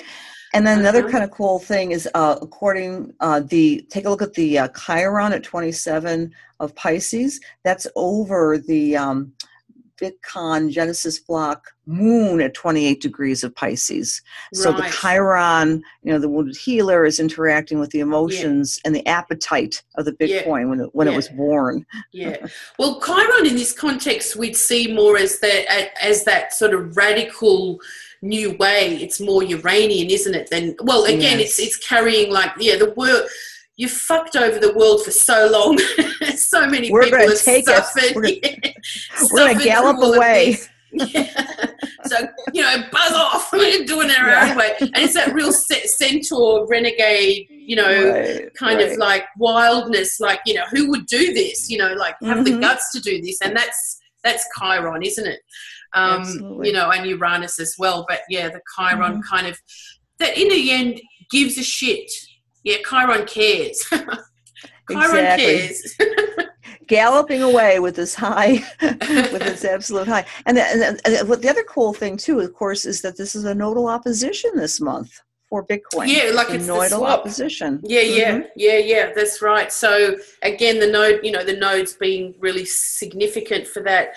So let's now, I think that was the last one. Yeah. Astrologers are revisiting Bitcoin's history so far and checking for perspectives. Yeah. I mean, it comes up at the right time for us to sort of, you know, for doing that for sure. So now, Vanessa, you've got some stuff. Maybe I'll just show these two charts because you can extrapolate on it, you know, for us. But, you know, as I was talking about, you know, in 2020, you know, as we're coming up to that, if some of you haven't seen, but we had Wendy Stacey do a webinar on 2020 just recently, so 2 weeks ago, whatever. That's on our member area. If anyone else wants to look at it, you know, let me know and you can buy it. But, you know, super interesting information about, you know, the times that we're heading into. Her talk was much more about the Jupiter-Saturn conjunction at 0 Aquarius that begins this whole new air. It's not a trilogy, 200-year cycle. I don't know, I can't remember what it's called. But, you know, the things that we've got coming up, and Bitcoin just fits in there so well, right? And I, you know, when I saw this chart years ago going, oh, God, that's intense. Not only is it the CIA ascendant, maybe the Bitcoin will be good for us. I'm not sure. But, you know, looking at that is going like, wow, that's intense. That's huge. What is that? It's setting up a new system, isn't it? It's a reboot to the whole system. And I think that really sort of shows that you know, what is ahead being so significant and so strong. You know, there's Mercury. I mean, this particular date's got Mercury, the Sun, Ceres, Pluto, and Saturn begin a new cycle there. Okay, and amazing. Jupiter and Uranus later in the year. And then Jupiter, Saturn and Pluto meet around, the end 28 to 23. That's with Jupiter at the midpoint of those two later in the year. So 2020 we can see is very big. Uranus will be in Taurus, and again Vanessa's going to talk about that. I'm just pointing out these while I've got them. And then this is the conjunction of Jupiter and Saturn at 0 Aquarius, which we know in some of those Genesis charts, Jupiter's right at the end of Capricorn, and we've got a lot of things at the beginning of Aquarius for that. So I think it's looking good for Bitcoin. Even, I'm sure it will have its ups and downs and stuff. And so, Vanessa, I'm going to put it up to you now because you've prepared a few things on... Oh, hang on. Where am I going? Oops, I've got to get out this way. On the just the future sort of charts. Is that right? Sorry? Just on, yeah. I'm just thinking like maybe we get back to that chart, Jules, later. I'll just share it now. Yeah, of course. Mm-hmm. Okay. So here it is. Okay. Can you see it? It's the newspaper from the 3rd of January of 2009, when the first when the Genesis block was done, that we were talking before. So I just gathered that information. I couldn't access it at that moment. So that was the headline of the Times in UK. Chancellor on brink of second bailout for banks, and that's encrypted in the first Bitcoin. So thanks for finding that. Okay. So and now we move to, so we'll talk about Uranus in Taurus, because it's a transit we're starting to have next year, and it's coming. It's really coming, and we can already see how things are happening.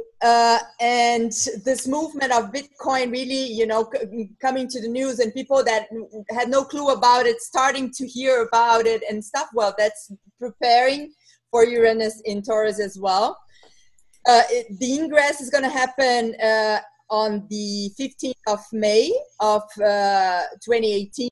Then it retrogrades back into Aries for a bit. And then in March 2019, it really goes for good into Taurus and stays until 2025, 2026. Because it also goes back into Taurus for a bit and then moves on to Gemini. So this period that we have so much going on, such big things happening, including 2020 that Julia was just talking about, that we have so much going on in 2020, including Uranus conjunct Black Moon Lilith, which I'll talk about later when we get back to the chart, But just quickly, just for us to have a look at what Uranus in Taurus is about. So Uranus is the sky.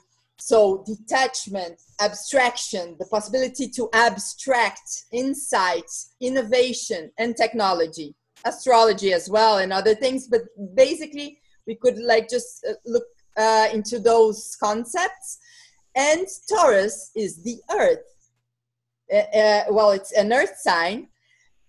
It's related to matter itself, to attachment, to accumulation, to money, to value, to a coin, to materializing and sustaining our possibilities of sustaining resources, the resources from the earth and how we can sustain ourselves. So when Uranus comes into Taurus, is a big call for all of us to detach a bit. It's about some sort of detachment, We got to somehow upgrade how we relate to matter, especially because Uranus cycle goes around the zodiac in 84 years. So, okay, this happens every 84 years again, you know, okay, we're in there again, in that same sign again. But this time we have Uranus in Taurus while all these other things are going on. And one of the super important ones that Julia also mentioned already is the conjunction of Jupiter, Saturn in Aquarius, 0 degree of Aquarius. Yeah, so 0 degree of Aquarius, such a big cycle, such a big social cycle. The reference for in traditional astrology before we had the Uranus and Pluto and Neptune that talk about big cycles naturally. How we could grasp bigger cycles. So it was through that, how the conjunction of Jupiter and Saturn would change then, because it happens more often, but that it changes the element, that's a big thing. It's a big deal. Mm-hmm. So this is something big. Saturn and Jupiter in conjunction, 0 degrees of Aquarius, ruled by this Uranus in Taurus. And not only that, it actually, when that conjunction happens on the 21st of December of 2020, right on the next day, on the 22nd, is the exact of Uranus conjunct Black Moon Lilith in Taurus. So this means that also Black Moon Lilith, this point that brings such an edge to things, and it can also relate a lot to avant-garde stuff, you know, to breaking through, because it goes so much into the roots, and kind of it can be related to earthquakes, no, because it's such a powerful force. So it's related to that. So it means that something that really moves us deeply, this whole process, yeah? Such a big thing, and we also can add that. So this Uranus in Taurus is very significant. It's the ruler of that changing of the guard, yeah? The conjunction happening in Aquarius. And ruled by Venus.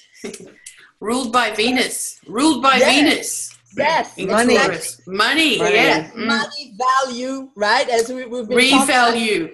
Revalue. Yeah. Big time. So how? Because Uranus changes, and it so suits the coming into more solidly into the system, isn't it? Like exactly.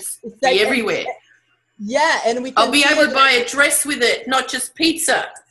Yeah, exactly. It's like technology. And yeah, like abstraction. No, this abstract thing, this technological thing. It's kind of like, oh, how do we even understand how this happens? Yeah. Of understanding of how money can work and how trading can work. Yeah. You know? It's just the start of it, doesn't it? Like Uranus in Taurus grounds all that. Like it's open, you know, exactly. These guys have opened these doors into such a different reality now. You know, like we can't even imagine what more is going to come from this. You know, we're just concentrating on this for now, but, you know, it's like what else is being invited into being kind of made possible as well. So, yeah. Huge. Exactly. There's so much and so much we could connect as later on. Pluto will pass through that same 0 of Aquarius, not too far ahead. Later on, yeah. It's such an exciting time, actually, when we look at all of that.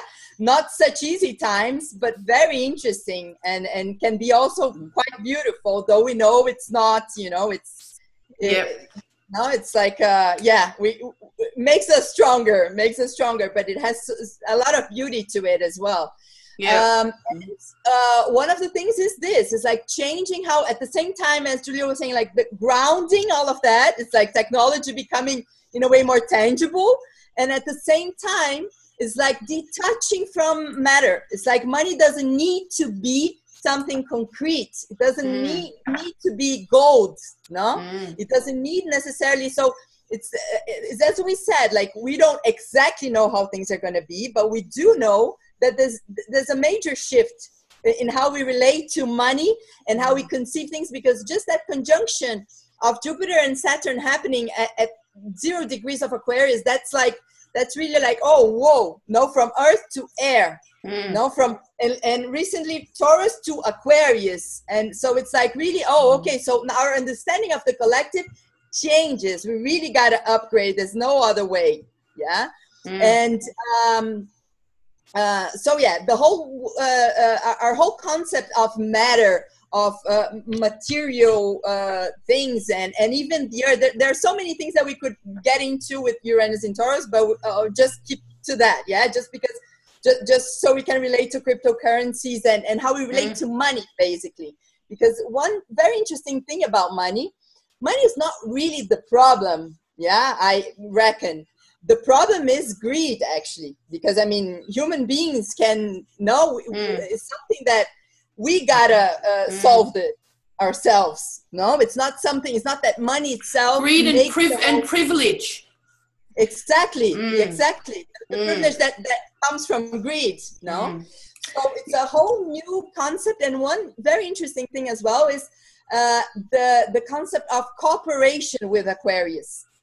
Yeah, so cooperatives and cooperative businesses and even the cryptocurrencies, they depend on that. It's not centralized. It's at the same time, you have like your identity is not revealed, but at the same time, your number is there. So it's transparent.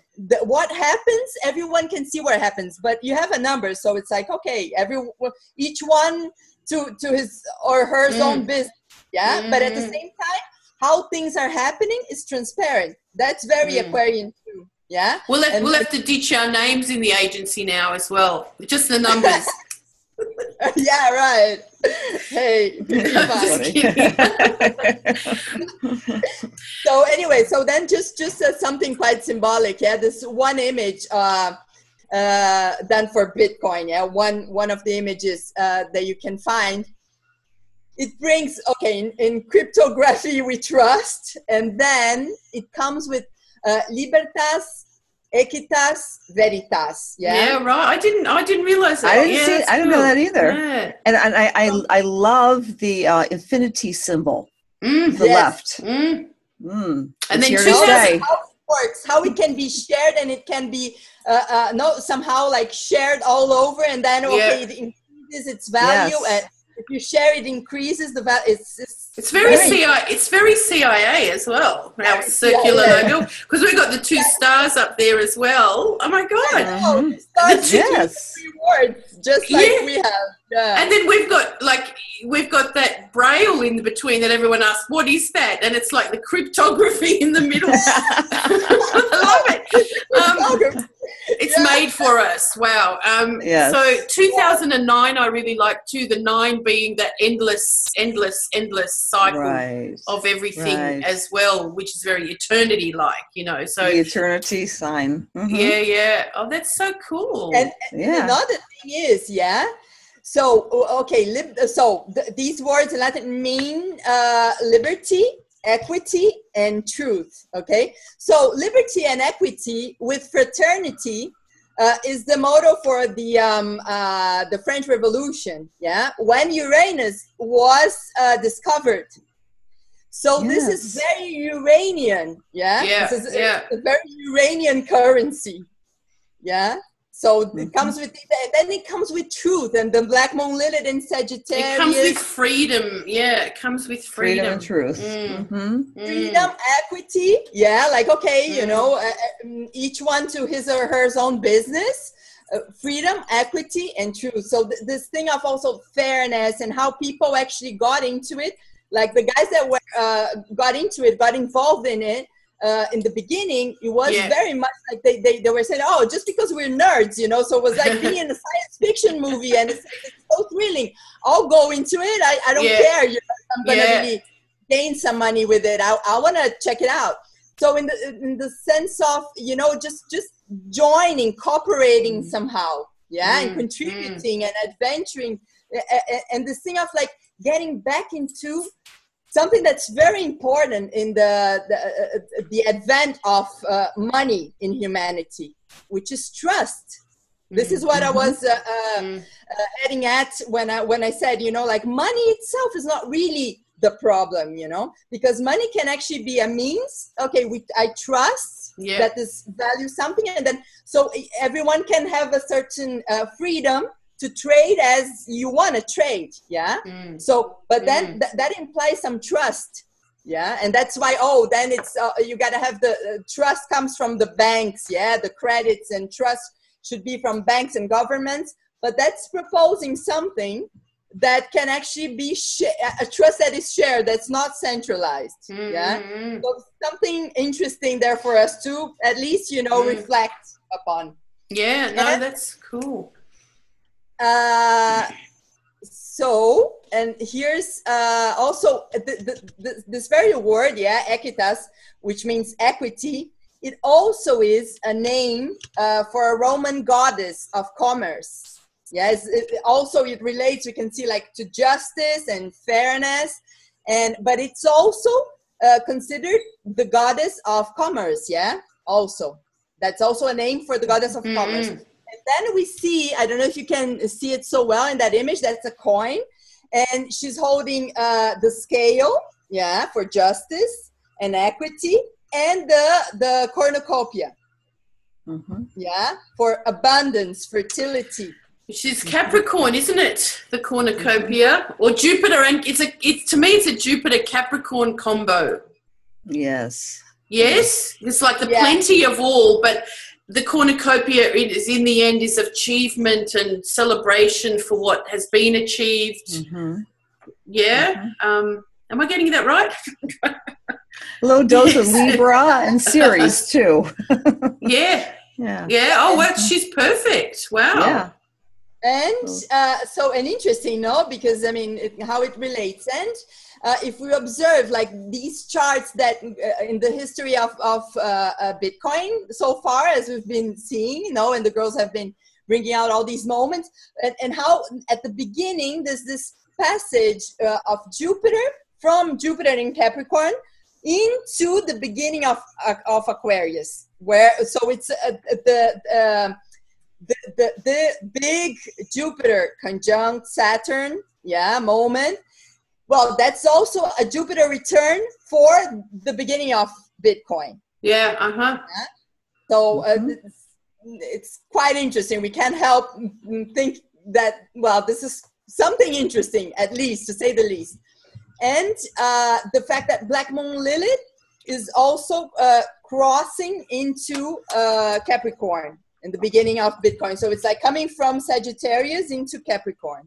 And even having this conjunction to Pluto, at the beginning of Capricorn in one of the charts. And now we are about to have Black Moon Lilith going into Capricorn in November, very, very soon. And Saturn in December. Right. Also through that point. So what we see is that there's a lot of activation of these points that are so significant. They're going to keep on being activated. That's why also we got to. That's when control's going to try and grasp it, try and get it, and it will show again, with the Pluto and that there in the opening charts. It's like, you can't kill me. You're going to try, but you can't. Which we tell clients, don't we? It's a Pluto Saturn. You're not going to die. You nearly will, but you'll be all right. You will get through. You'll get through. It's all right. Yes, I mean, it's a threat. Yeah, definitely. But gosh, I think, again, we can't probably imagine the kinds of things that could happen, but I'm sure it's just developing more and more, all these scares that they've had, and how they're sort of teaming up to, respond to it or whatever. Yeah, that's something that we gotta mention as well. Like, as we spoke already a bit about it, but I think this is very important for us to say, is that governments are trying to boycott in different ways. The American government has certain rules that also for Americans to use Bitcoin is a bit complex. And in other countries that they're more like, investing into Bitcoin, as Russia, China, now also Australia is also going into it. The government themselves, they're aware that, this is coming. So, but they're trying to regulate, and they're kind of scared, like, what is this going to be?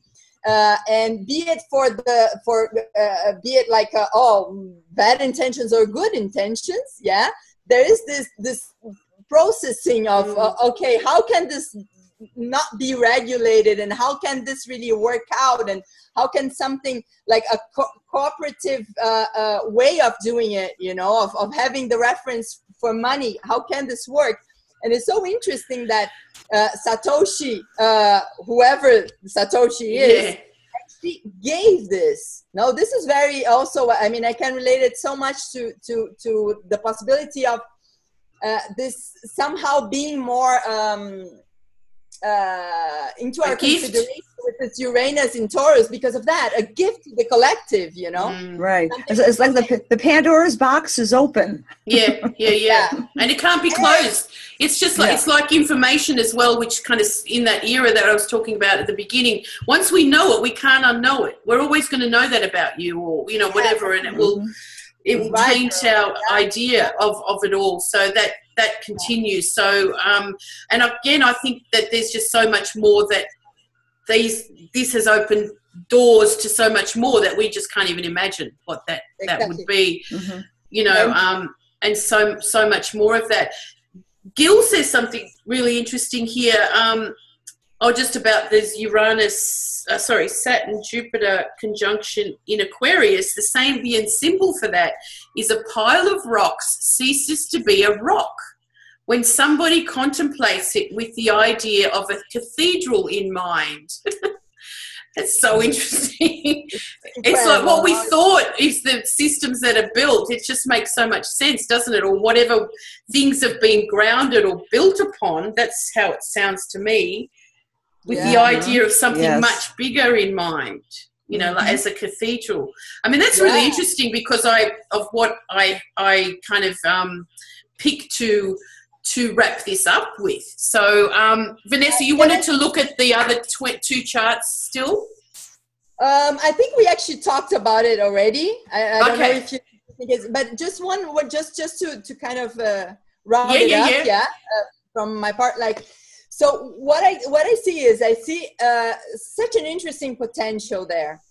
But of course, it depends on us taking our chances as well. You know, as money once was created as money, and we human beings somehow did all that we did that we are dealing with now, right? So, I mean, even with the potential that we see in this, it depends on us how we relate to this whole thing and how we revalue and how we revalue our relation to trading, to money, to owning.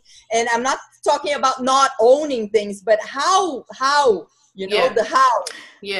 How, the respect in that, the equity, the liberty, the truth. Yeah. So how we relate. So that's what I think is interesting for us now, you know, to actually be able to bring out the best potentials of such times and such interesting things that are coming out. Yeah, of course. I just want to throw something in here about the Uranus and Taurus coming up. The last time it was in Taurus was right after the 1929 Depression. So in the 1930s in the U.S., what was happening is that people had a different relationship to money, right? Because they lost everything in the crash. And FDR started the New Deal so that money ceased to exist the way it did during that Uranus-Taurus rebuilding, and people had to rethink and redo their relationship to security. And really, the New Deal was a whole idea of cooperative, and it's kind of the socialistic concept actually at the time. So you had to leave behind your old attachment to money because the stock market crashed. And then during that Uranus-Taurus, so I could see that as we approach this Uranus-Taurus, we're going to be rethinking the way money is in the next 7 years. Yeah, exactly. No, I was going to bring up, I'm glad you brought up that timing because, what happened the last time Uranus was in Taurus, and, different attitude to the whole thing, to money. And as Vanessa was saying, it's also that sort of attitude of lightening up, as I see the Jupiter-Saturn, lightening up, technology again being a big part of helping us, relieve ourselves from the resources we want so much here on Earth. right? Or have become more reliant of. So things that use less water, not as, you know, heavy on the footprint, all that kind of stuff is just going to get, you know, much more significant and important for all of us. So Vanessa, can you just stop sharing the screen, and I'll finish up with, you know, because, yeah, I want to keep you two great agents on all afternoon. or night here, Wisconsin. Oh, yeah, no, it's a night. Oh, my God. So, yeah, it's late for you two. Jesus. Hang on. Let me just, where am I here? No, this one. Shit, here we go. Sorry. So, yeah, again, I think there's plenty of info, but we will revisit this because it's so interesting. And again, I think it will be good to get more people on board, you know, as we go, all that kind of thing. But what I wanted to just show you was when we look ahead, let's just say for 2020, I'm perhaps, you know, much more, well, I think that conjunction in Capricorn is just intense. But I was looking for a chart, as I was saying, the first brick that was laid for the cathedral, the Sagrada Familia. And it's funny that Gil, you know, that Sabian symbol for Aquarius is about building a new cathedral. And this came to me when I sort of thought, when was that first, you know, brick? And because this building will be finished in 2026. Right? So it's around this time of, you know, this amazing vision that happened for Gaudi to build this incredible thing. And that's why I see this Capricorn thing. It's like, what system are we building? Right? What are we here? And of course, all those things that we mentioned, that's what we want to do. Yeah, we want to lighten up. We want to, you know, have it equal for everyone, all that kind of stuff. So that rebalancing, as this guy had a vision for building this amazing cathedral. Right, to, you know, with all this Taurus. But have a look at the planets there. Saturn, Neptune, Chiron, Jupiter, Pluto. Like, you know, such a, you know, again, that's what we've similarly got going on, you know, for this building a new system. So not to be scared of it, but in the end, be really excited about it, you know. And, you know, I mean, I don't know, some of you would have been there already, but it's the most incredible building. I saw it years ago, so it was still, you know, had things. But I remember climbing up one of those turrets, and you could see, like from the inside on the spire, you could see all the detail on every little bit. There was a gargoyle here, and there was a mosaic there, and every part of it was so detailed. It was just incredible. I've never seen anything like it.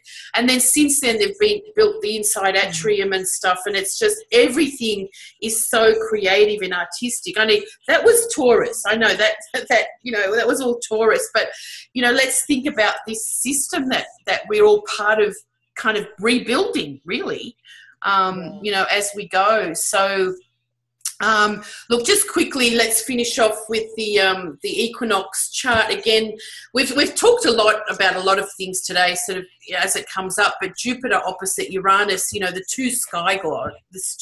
So again, the three main things: Jupiter opposite Uranus. What did I say? Yeah, Pluto direct. The interesting thing about Pluto now moving direct, and this is a thing that I've been doing for a while, is I find the most significant time of then Pluto moving direct is when it moves past its shadow before it goes retrograde again, because in a sense that's the spot where it hasn't been for 248 years. Right? The rest of it has been retrograded, but it hasn't been there for 48 years? Yeah. So, I mean, and this is, I mean, just interesting this is our most evolutionary steps in this kind of time frame, because then it goes retrograde in that spot and goes forward again. So this time frame between, again, January next year and April. So only a small window of time. This is, anyway, there's a lot of things happening, but what was I going to say? Oh, just the 258-year cycle of Pluto in Capricorn. You know, one of the times that it was in Capricorn is when banks actually started with the Medicis, right? Yes. In the 1500s or late I can't remember what year it was exactly, but just to know that banks started with Pluto in Capricorn, and here we are. We've got, you know, another thing going on with them. So pretty significant. And then, you know, in this equinox chart, Mars and Venus meeting again at 19 or 18 Virgo. So that's a significant point for all of us to see what and where that's happening in relation to February this year, earlier on. And when we look at the sky gods opposing any oppositions, and again, this is like we've had this a few times already. We had it last December, earlier in the year again. So this is the last and final kind of opposition for quite a few, until they do it again in however long it is. But this is their time frame where they begin a new cycle in 2024 in Taurus. Okay, so this is kind of the coming together.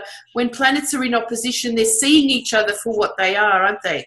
And integrating, you know, one into the other and vice versa and stuff. So as we see the sky gods, you know, I mean, do all of you somehow feel that there's something exciting going on in your own life? Like there's a buzz, there's a bubble, you know, like what's next kind of experience? Yeah? Yes, absolutely. You feel it?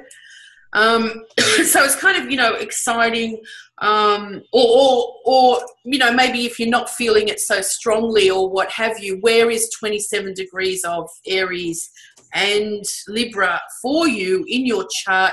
What's being ignited and what's being asked for is you know, being innovative with the new way. And both of these sky guides are very much about the future, being progressive. You know, so what's dead and what's not working and all that kind of stuff is just like it's kind of, you know, free yourself up so you can allow yourself to sort of move into the uncharted waters, let's say, which are probably much more exciting than is made out to be. That's what I think. Yes. Is that right? Yeah. So no, it's like I know. It's me versus we. You know, it's really seeing the other for who they are, and that juxtaposition if you and that like sharing them or of you ideas. don't like them as well. Yes. Yeah, moving on from, you know, again, Saturn's in the story, everything's going on, but yeah, look, anyway, lots to think about, lots to consider. I think we're going to do a live on the equinox either Friday or Saturday, so there'll be more information there. We should stop now because, again, what time is it for you? Midnight? Is it midnight? It's only 11, but it's time does.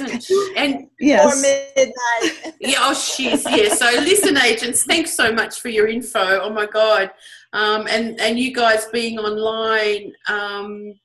Yeah, so 56. Yeah, again, thanks for your input. It's all my very, pleasure. very good. It's been fun. Yeah. It's really good to take the time to look into it. And you 255, how wonderful. So I hope you've all enjoyed that information. Any questions before we sign off, guys? No, but thanks for that quote, or the Sabian symbol, Gil. That's really interesting because I had that cathedral already there. Right. All right. No one's got questions. Everyone's quiet. So anyway, I have some Bitcoin. Are you guys going to buy some? Have you bought some yet? So. Or are you going to buy something else? Actually, I heard that the best way to get Bitcoin is to put something for sale and then, you know, just put it out there. Well, on your websites. On your websites, websites. Yes, that's how I started. I know. And the timing of that, I can't remember the details, but I looked at it and went, I think this is going to be work for me. And just again, like I said earlier, someone's now wanting our first sale on the website. I love it. Just perfect timing. Yeah. We're bold and brave, and again, let's just see. Again, it's an experiment, and this is the Jupiter-Uranus thing happening as well. It's an experiment. Jupiter is about faith and trust and hope in a way, isn't it? So, we don't know what those things lead to just yet, do we? And or who to trust. Do we trust this enough even? I think I do. Personally, I do. Because I've seen, again, we've done this exercise, and it's a sign of what is here and what has begun. The trust in the technology, but the technology is us. Yeah. I We need a new byline in technology.